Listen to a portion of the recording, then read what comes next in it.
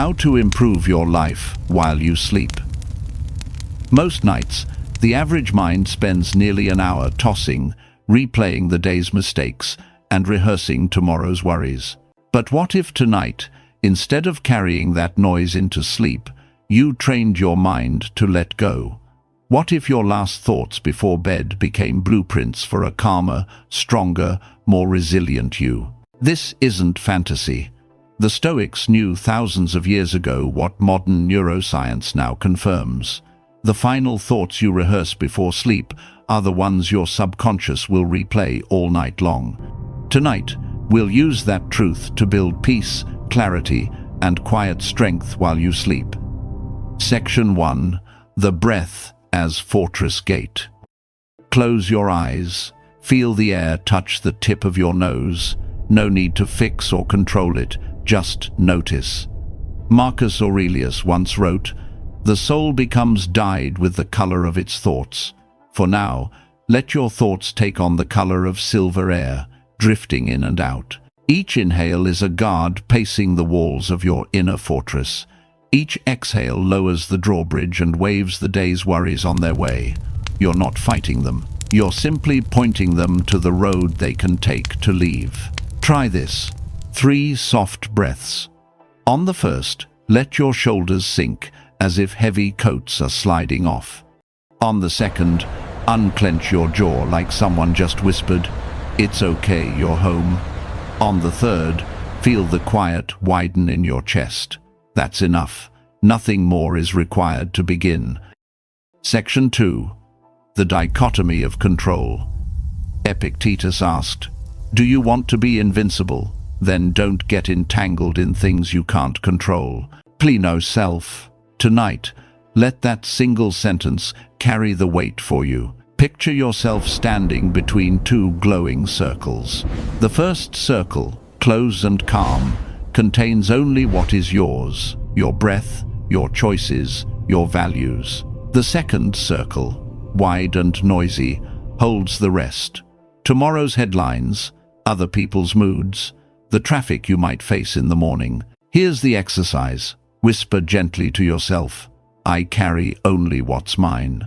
Each time a stray worry wanders in a bill, a text, a memory, see it drift into the outer circle. Let it hover there, weightless, like smoke. You don't fight it, you don't chase it, you just let it know.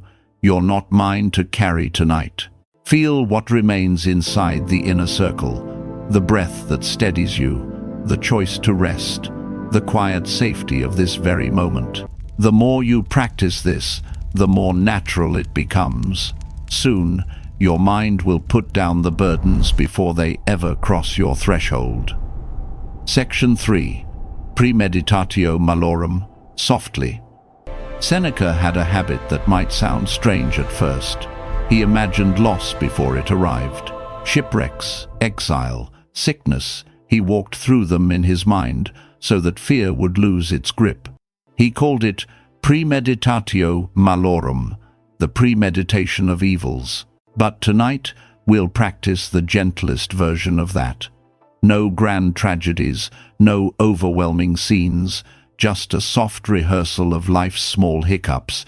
Close your eyes and picture one minor challenge tomorrow could bring. Maybe the coffee machine gives out its last sputter. Maybe the train runs late. Maybe a message you hope for doesn't appear. See it, small and hazy, like a cloud on the horizon. Breathe in and whisper to yourself, "That could happen." Now, exhale and add, "And if it does, I'll greet it as practice." That's all. No need to solve it, no need to run scenarios. Simply notice how your body relaxes when you accept the possibility without panic. The fear shrinks, like a toy losing its batteries. Stay with that calm for a few more breaths. Picture the cloud thinning, drifting, vanishing, and remind yourself, "I've already rehearsed this. Whatever comes, I remain whole." Carry that strength lightly. It is enough. Section 4. The River of Time. Marcus Aurelius once wrote, "Time is like a river made up of the events which happen and a violent stream. For as soon as a thing has been seen, it is carried away, and another comes in its place. Tonight, let's step onto the bank of that river together. Bring to mind the events of your day. Each moment, big or small, becomes a leaf drifting past on the water's surface. The late train, the email you regret sending, the unexpected smile from a stranger, the conversation that left you uneasy. See each memory as a leaf floating by. Some are bright, golden, almost beautiful. Others are dark, heavy, or brittle. But notice, the river carries them all at the same pace. Nothing lingers, nothing stays. You don't need to chase them. You don't need to rescue them. You don't need to hold them down. The river does its job. It moves everything forward. Now, picture yourself standing barefoot at the bank, hands in your pockets, simply watching, the water cool, the sound steady. If a leaf floats by that still stings, nod to it, acknowledge it, and then let it drift beyond sight. If a leaf carries joy, smile at it, and still let it go. The lesson of the river is simple. You are not the leaves. You are the witness, calm and rooted on the shore. Breathe in slowly, as if inhaling the mist from the water. Exhale fully, as if sending a ripple across the stream. Time flows whether you fight or release. Tonight, you release. Tonight, you stand on solid ground, while the river carries the rest away. Section 5. Gratitude Inventory. Seneca had a nightly habit. Long after the lamps were out and the streets of Rome had quieted, he would sit alone, reflect, and ask himself, what good did I do today? What progress did I make? Where did I fall short? It wasn't punishment, it wasn't guilt. It was calibration, like adjusting the sails of a ship before tomorrow's journey. Tonight, let's take a simpler path into that same practice, through gratitude. Start with just one small good thing from your day. It doesn't have to be grand. Maybe it was the way sunlight touched the window at breakfast.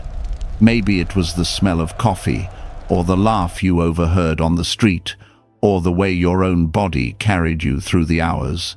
Picture that one moment now. Hold it in your mind as if it were a smooth stone resting in your palm. Feel its shape, its texture, its warmth. Whisper quietly to yourself, "This was good. I am thankful." Now, think of one thing you gave today. It could be as simple as holding a door open, finishing a task that mattered, or offering a kind word. Large or small, it was yours to give, and you gave it. Say it softly. That was mine to give, and I gave it. Notice how your chest feels a little lighter, how the edges of the day soften when you see both the gift received and the gift given. Gratitude is a filter. It doesn't erase the hard moments, but it gently tilts the scale so you can see the balance. With each grateful thought, you lay down a burden and pick up a little more peace. Now, imagine placing both of these moments, the gift you received and the gift you gave, onto a leaf and setting it afloat on the river of time. Watch it drift, glowing faintly as it joins the current. You don't need to hold on. Gratitude lingers in the body, even as the memory drifts downstream. Breathe in, breathe out. Whisper to yourself once more, "What was good, I carry forward. What was heavy, I release. This is enough." Section 6. Affirmations for Sleep. The Stoics weren't big on mantras written on bathroom mirrors, but they did practice something very close: reminders, whispered in their journals, to anchor the mind before sleep. Marcus Aurelius filled entire notebooks with them. Seneca wrote letters that were half pep talk, half prayer. Think of affirmations not as magical spells, but as gentle steering wheels for your thoughts. Tonight, as you settle deeper into rest, let's guide the mind with a few quiet phrases. You don't have to repeat them out loud. Just let them drift across the back of your mind, like clouds across a still sky. Pause with each one. Let it breathe with you. If you forget the words halfway through, that's fine. The mind remembers what the heart absorbs. Here they are. I am not my thoughts. I am the quiet that notices them. Let the worries pass like birds flying overhead. You don't have to chase them. You're the ground they fly over, steady, unmoved. I loosen my grip on what I can't steer, and I strengthen my hold on what I can. Feel the release in your shoulders as you surrender tomorrow's storms. Notice the strength in your chest as you claim your own choices, your own calm. Each breath begins clean. Yesterday's dust does not ride on today's air. Inhale and feel the freshness. Exhale and feel the slate wipe clear. The night is not empty, it is full of quiet possibilities. The silence around you isn't a void, it's a field being planted with unseen seeds. I sleep on solid ground, and I will wake on the same. You are safe in this moment. Nothing more is required. If you lose the thread, begin again. If you drift off mid-sentence, let the sentence finish itself without you. That is the point. These affirmations are not duties, they are lullabies. Now, let the last one echo in your mind. I choose peace, and peace chooses me back. Breathe, rest. Allow the words to fade into the rhythm of your breath. Section 7. Loop and deepen. Come back now to the simplest teacher you have, the breath. Cool as it enters, warm as it leaves. That's the whole curriculum. If the mind begins scribbling tomorrow's grocery list, smile gently and whisper inside, that's tomorrow's business, not tonight's. If an old memory flares up, don't fight it, just greet it. Hello there. And watch it gutter like a candle in the wind. Every so often, let a single word rise on the inhale, float on the exhale, and dissolve into quiet. Words like acceptance, courage, temperance, wisdom. These aren't just abstract ideas. They're the 4 Stoic virtues, the pillars Marcus and Epictetus leaned on when their own nights grew heavy. Let the word appear like a bubble on a river, pop and vanish. The silence left behind is the real gift. Notice how, each time you return to the breath, the body feels heavier on the mattress. The jaw unclenches, the shoulders settle further into the pillow, and even the space behind the eyes softens. That's not hypnosis, that's your nervous system remembering its natural rhythm. If thoughts try again to take the stage, don't chase them away. Picture yourself as the director of a quiet play.